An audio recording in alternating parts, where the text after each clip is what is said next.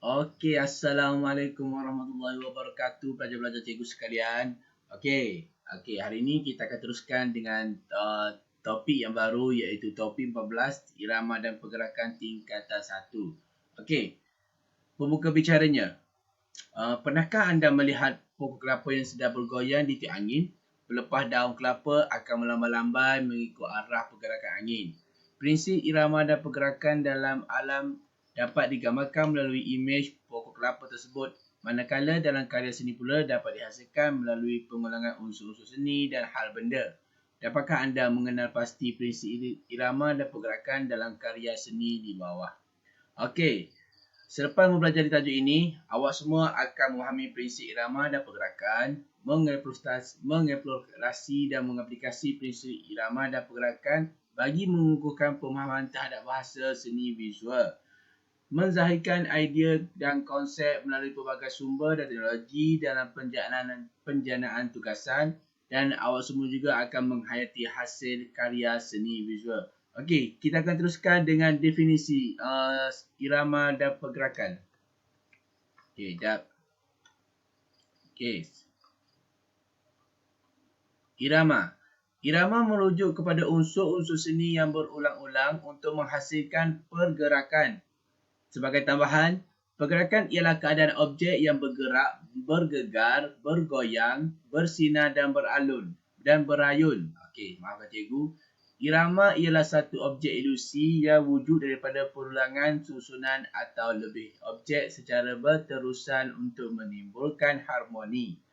Objek yang tersusun itu adalah objek utama dan berbeza dengan latar.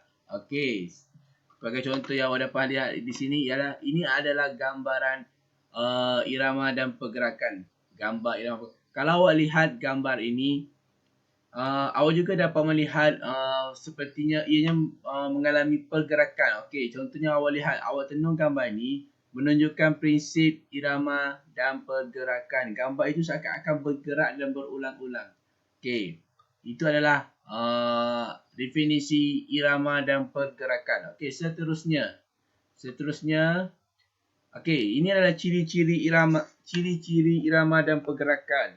Okey, pertama sekali ciri pada alam semula jadi. Okey, awak lihat ini adalah titisan air ke atas permukaan air menghasilkan garisan yang berulang. Okey, ini sebagai contoh. Titisan air ke atas satu permukaan air akan menghasilkan pergerakan yang berulang-ulang. Okey, awak dapat lihat gambar ini ya. Okey, seterusnya. Pergerakan ubur-ubur yang kelihatan tersusun dan sekata. Ni, awak lihat ini, pergerakan ubur-ubur ini menunjukkan yang kelihatan tersusun dan sekata. Kita lihat gambaran ubur-ubur ini menunjukkan seperti ianya sedang bergerak. Berlakunya pergerakan di situ. Okey, seterusnya. Pada objek buatan manusia. Okey, rekaan tangga yang berpusing memberi kesan pergerakan. Okey, ini nampak ni. Awak nampak ni. Okey, pergerakan tangga. Susunan tangga yang berpusing ini menunjukkan irama dan pergerakan. Dan seterusnya, pergerakan air daripada air pancur. Okey, ni nampak ni. Air pancur yang menjunam naik dan diturun balik menunjukkan proses irama dan pergerakan.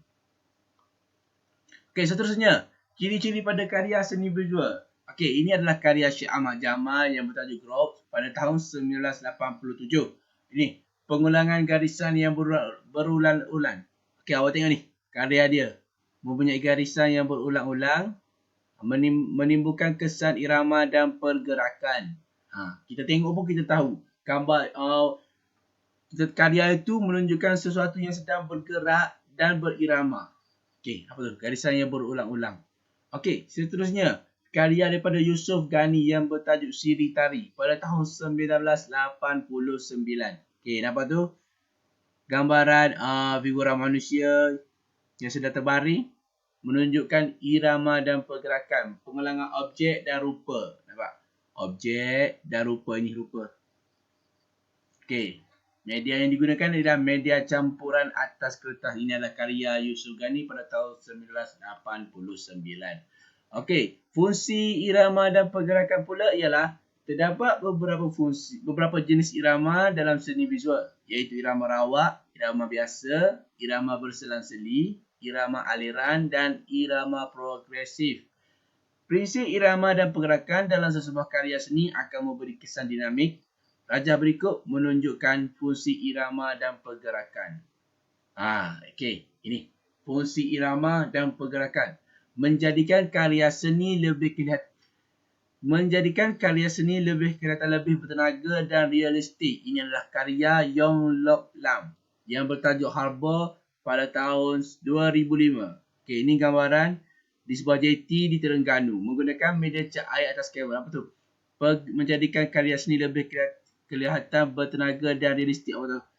Kesan irama dan pergerakan. Apa tu? Kesan-kesan pada air, pada pokok-pokok yang di belakang tu.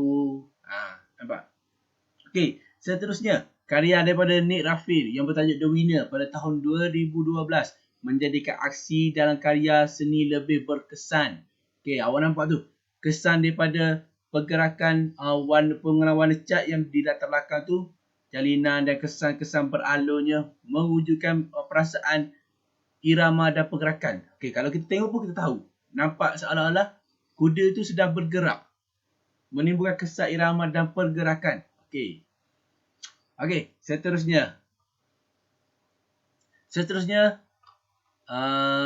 kita pergi pada teknik. Kesan irama dan pergerakan boleh dihasilkan dengan gubahan seni visual dengan pelbagai teknik. Teknik-teknik tersebut menggunakan unsur seni dan prinsip rekaan tertentu. Okey, sebagai contoh ini adalah karya daripada Vincent van Gogh yang bertajuk Starry Night pada tahun 1889. Okey, pada tahun 1889. Lama karya ni. Cikgu belum lahir. Cikgu pasti awak semua pun masih belum lahir pada tahun ini.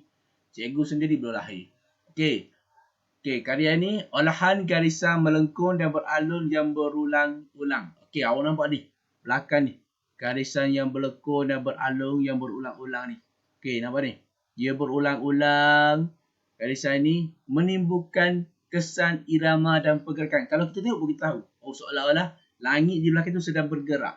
Berpusing-pusing, beralun. Okey, kita teruskan pada terusnya iaitu karya Syed Ahmad Jamal yang bertajuk Hujan Rahmat pada tahun 1998.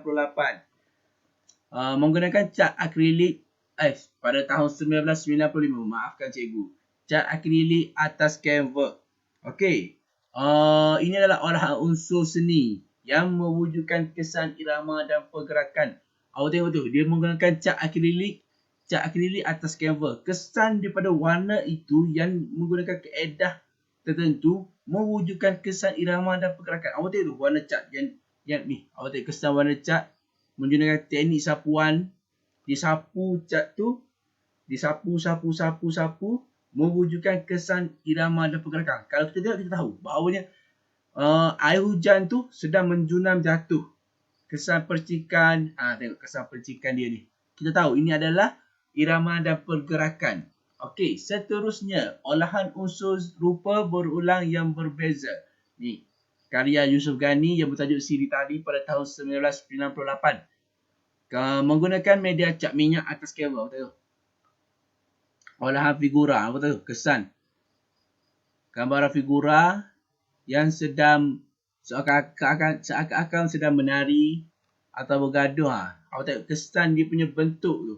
Bentuk figura tu yang berulang-ulang, garisan yang berulang-ulang pada bentuk figura tu mewujudkan kesan irama dan pergerakan. Dia seolah-olah gambaran ini sedang bergerak. Okey, saya harap cikgu harap awak faham. Okey, seterusnya olahan unsur jalinan corak batik ikat celup. Okey, awak semua pernah buat ke corak batik ikat celup ni? Cikgu pernah buat. Corak ini dia mewujudkan kesan olahan unsur jalinan. Awak tengok tu kesan dia berputar-putar tu, kesan pergerakan di sini dan berpusing-pusing. Nampak tu? Jalinan dan unsur pergerakan. Dia berpusing, berpusat di sini dan berpusing dari sini naik ke atas. Okey, mewujudkan irama dan pergerakan. Kalau kita tahu bahawa ia sedang bergerak. Ia berpusing, berputar dan terus ke titik tengah dia. Dari mana dia mula. Okey. Dan seterusnya, olahan unsur bentuk. Raja Syahriman Raja Azidin. Okey, yang bertajuk Semangat Besi 33 pada tahun 2000. Besi. Ini adalah arca besi daripada Raja Syahriman. Okey. Seterusnya, yang terakhir sekali iaitu olahan unsur ruang antara objek. Long Tengxing yang Aquamarine Series yang bertajuk Gilded Triggerfish pada tahun 2001 menggunakan pastel atas kertas. Okey, awak tengok ni gambaran ikan yang sedang berkelompok menunjukkan kesan irama pergerakan. Olahan unsur ruang antara objek. Awak tengok kesan-kesan antara ruang dan objek ni menunjukkan irama dan pergerakan. Okey.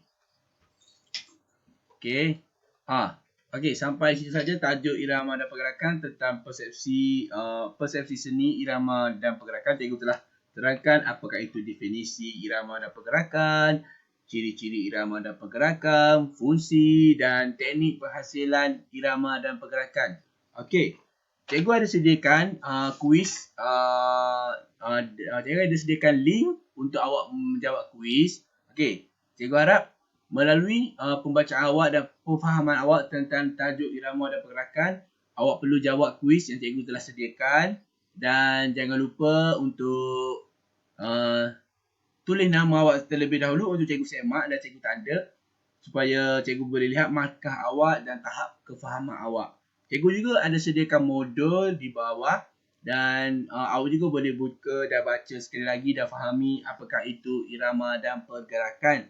Okey, itu sahaja daripada cikgu untuk persepsi, tajuk irama dan pergerakan. Kita akan teruskan dengan eksplorasi dan ekspresi. Okey, terima kasih dan kita jumpa lagi untuk eksplorasi dan ekspresi. Okey, Assalamualaikum warahmatullahi wabarakatuh dan selamat pagi.